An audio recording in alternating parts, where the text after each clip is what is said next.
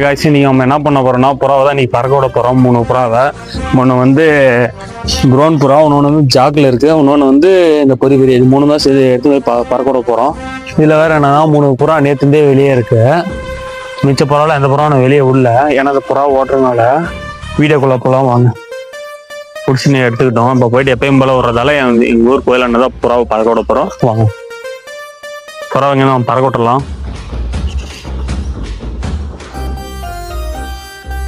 புறா பார்க்க விட்டு ஒரு 6-7 நாள் ஆகும். நீ விட்டுருக்கேன் பார்க்கலாம் இருங்க.